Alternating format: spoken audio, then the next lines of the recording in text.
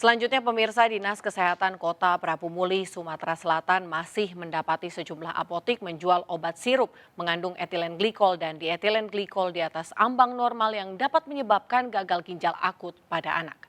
Sementara itu pihak Rumah Sakit Wahidin Sudirohusodo Makassar terus berkoordinasi dengan Kementerian Kesehatan RI terkait penggunaan obat-obatan kasus ginjal akut pada anak-anak.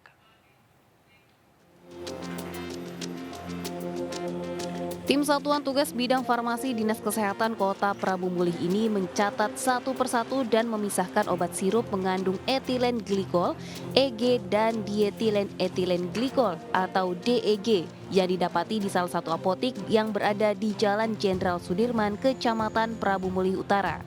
Koordinator Bidang Farmasi Selvi Rizani menjelaskan saat ini ada sekitar 30 apotik dan toko obat yang tersebar dalam wilayah Kota Prabu Mulih. Sayangnya meski dilarang masih saja ada apotik yang kedapatan memajang obat sirup yang peredarannya dilarang pemerintah. Kita himbau, kita lihat apakah mereka sudah memisahkan produk-produk tersebut agar tidak dijual lagi ke masyarakat. Sementara itu Lina pemilik salah satu apotik mengungkapkan meski dilarang beredar dan ditarik dari pasaran, ternyata masyarakat masih terus mencari obat sirup yang dapat menyebabkan gagal ginjal pada anak. Masih ada nggak warga yang sering nanya? Masih kadang-kadang, cuman kita yang tetap nggak jual, Pak. Kita kasih tahu ya? Iya dikasih tahu tidak boleh dulu.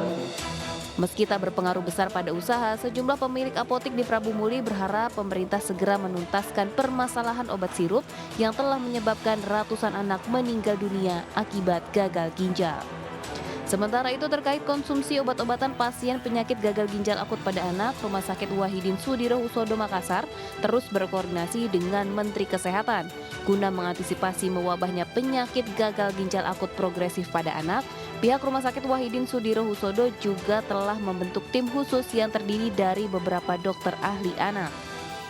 Hanya untuk obat-obat dan pemeriksaan lengkap juga kita sebenarnya ada.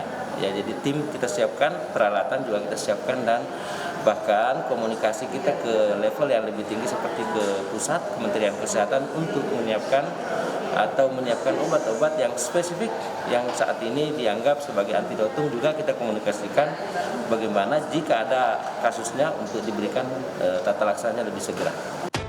Hingga kini Rumah Sakit Wahidin Sudirohusodo Makassar sendiri telah merawat secara intensif 5 pasien anak yang terpapar gagal ginjal akut.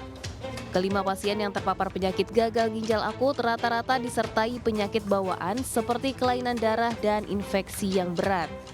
Rumah Sakit Wahidin Makassar juga telah menyiapkan ruang perawatan khusus penanganan penyakit gagal ginjal akut progresif. Dari Prabu Muli, Sumatera Selatan dan Makassar, Sulawesi Selatan, Tim Liputan iNews melaporkan.